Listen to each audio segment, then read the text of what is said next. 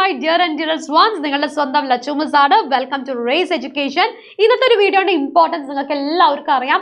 Exams ആണ് നമ്മുടെ മുന്നിലുള്ളത്. എക്സാമിന് നല്ല മാർക്ക് സ്കോർ ചെയ്യണം എന്നുള്ളത് നിങ്ങൾ ഓരോരുത്തരുടെയും ആഗ്രഹങ്ങളായിരിക്കാം, സ്വപ്നമായിരിക്കാം അല്ലേ?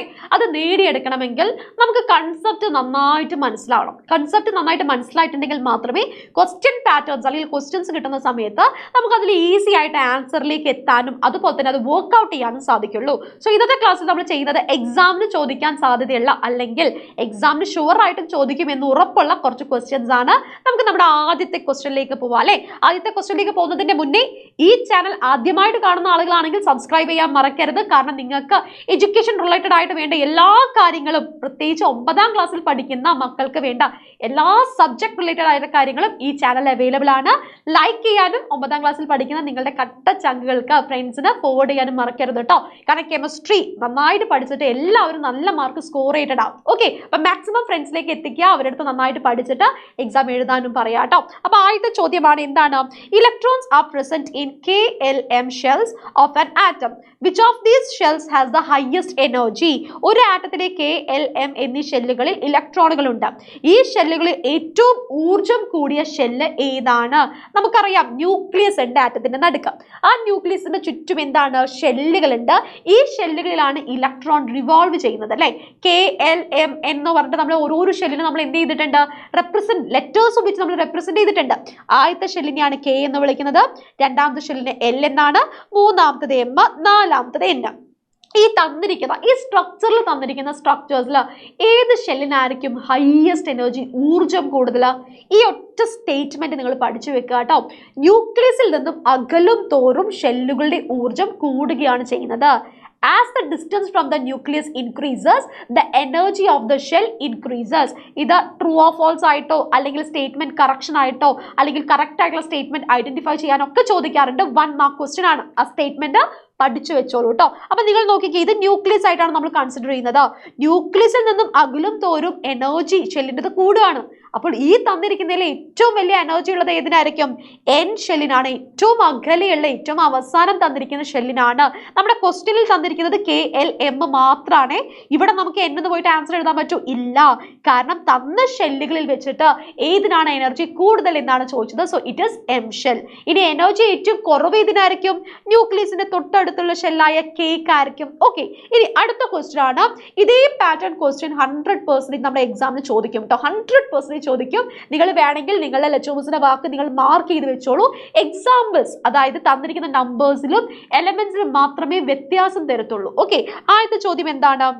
The atomic number and mass number of an elements are 11 and 23 respectively. അതായത് തന്നിരിക്കുന്ന എലമെന്റിന്റെ അറ്റോമിക് നമ്പർ എന്ന് പറയുന്നത് 11ഉം മാസ് നമ്പർ എന്ന് പറയുന്നത് 23ഉം ആണ് അല്ലേ? ഇപ്പൊ എനിക്കറിയാവുന്ന കാര്യങ്ങൾ ഞാൻ ഇവിടെ എഴുതിയെടുത്തു കേട്ടോ.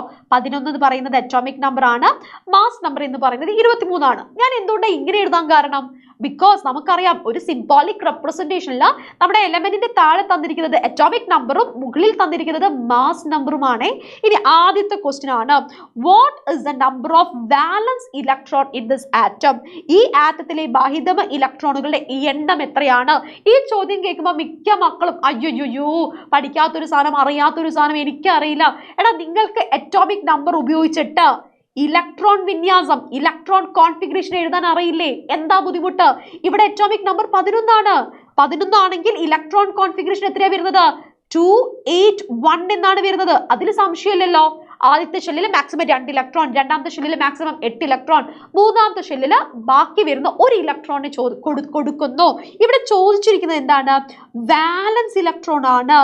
ബാഹ്യതമ ഷെല്ലിലുള്ള ഇലക്ട്രോൺ ആണ്. വാലൻസ് ഇലക്ട്രോൺ ബാഹ്യതമ ഷെല്ല് അല്ലെങ്കിൽ ഔട്ടർമോസ്റ്റ് ഷെല്ലിലുള്ള ഇലക്ട്രോണിന്റെ എണ്ണം എത്രയാണ്? 1 ആണ്. So the answer it is 1. വാലൻസ് electron എന്ന് കേട്ടിട്ട് ടെൻഷൻ അടിക്കേണ്ട, വേറെ കൺസെപ്റ്റ് ഒന്നുമല്ല.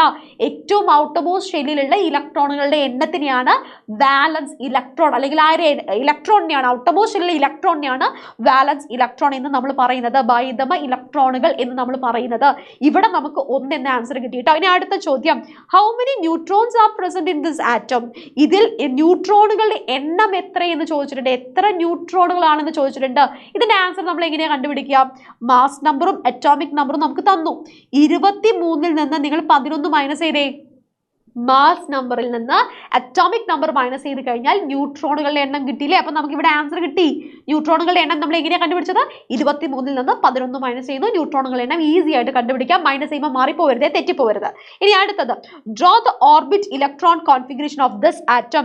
ഈ മൂലകത്തിന്റെ അല്ലെങ്കിൽ ഈ തന്നിരിക്കുന്ന ആറ്റത്തിന്റെ ഓർബിറ്റ് ഇലക്ട്രോൺ വിന്യാസം വരയ്ക്കാൻ പറഞ്ഞിട്ടുണ്ട്. ഓർബിറ്റ് ഇലക്ട്രോൺ കോൺഫിഗറേഷൻ എന്ന് പറഞ്ഞാൽ ബോർ മോഡൽ വരയ്ക്കാനാണ് ചോദിച്ചത്.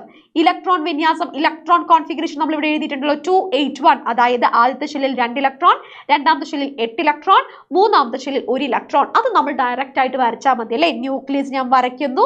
ആദ്യത്തെ ഷെല്ലിൽ ഞാൻ 2 ഇലക്ട്രോൺ വരച്ചു.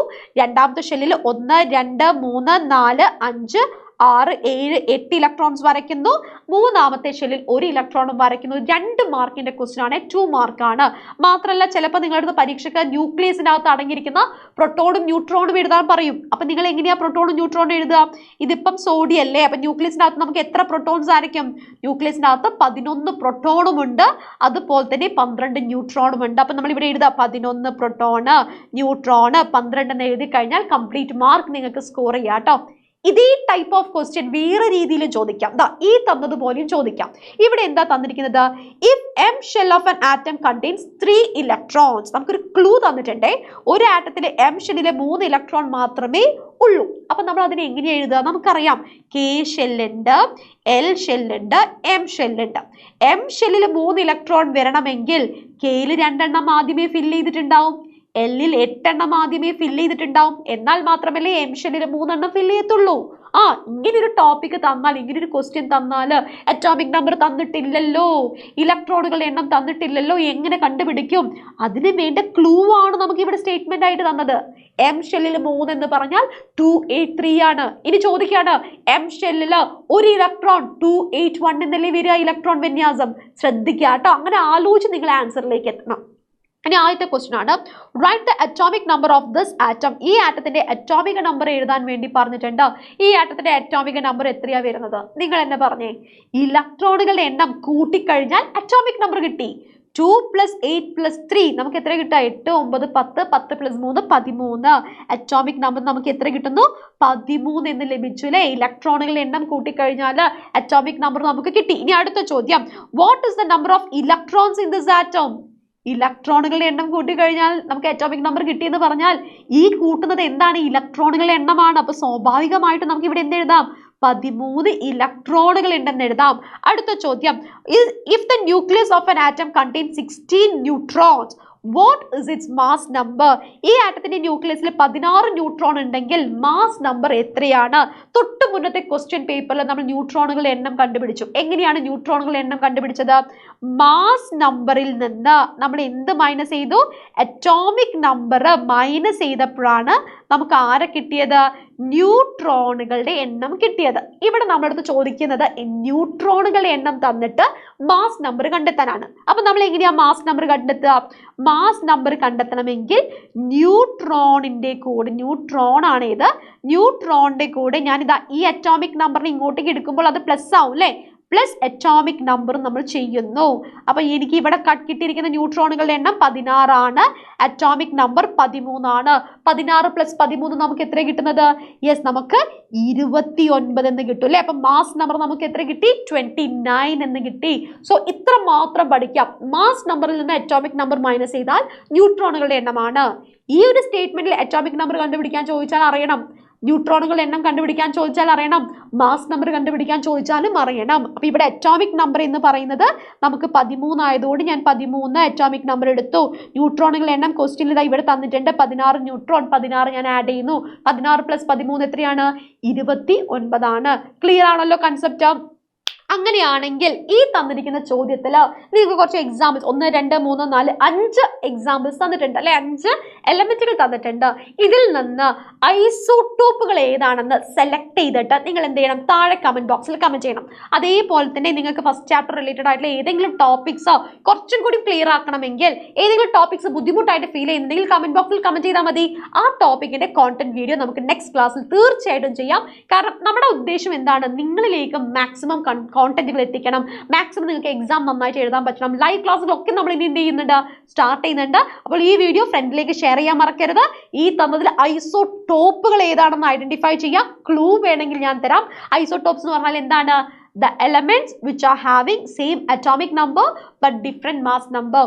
ഒരേ അറ്റോമിക് നമ്പർ ഉള്ളതും എന്നാൽ വ്യത്യസ്ത മാസ് നമ്പർ ഉള്ളതുമായ ആളുകളെയാണ് ഐസോടോപ്സ് എന്ന് നമ്മൾ വിളിക്കുന്നത്. അങ്ങനെയാണെങ്കിൽ ഈ തന്ന എക്സാമ്പിളിൽ ഐസോടോപ്സ് ഏതൊക്കെയാണെന്ന് താഴെ കമന്റ് ബോക്സിൽ കമന്റ് ചെയ്യുക. ടീച്ചർ എന്തായാലും ചെക്ക് ചെയ്യുന്നതാണ്, ഞാൻ അതിന് റെസ്പോണ്ടും ചെയ്യുന്നതാണ്. സോ ഇനിയും നമുക്ക് കാണേണ്ടതുണ്ട് നിങ്ങളുടെ ബുദ്ധിമുട്ടായ ടോപ്പിക്സ് അല്ലെങ്കിൽ ചാപ്റ്റേഴ്സ് ഏതൊക്കെയാണ് അതെല്ലാം കമന്റ് ചെയ്യുക. അതിനനുസരിച്ചുള്ള വീഡിയോസും ലൈവ് ക്ലാസ്സും നമുക്ക് കണ്ടക്ട് ചെയ്യാവുന്നതാണ്. സോ സബ്സ്ക്രൈബ് ചെയ്യാത്തവരുണ്ടെങ്കിൽ സബ്സ്ക്രൈബ് ചെയ്യാനും മറക്കരുത്. ഇനി അടുത്ത വീഡിയോയിൽ കാണാം. Until then, bye bye.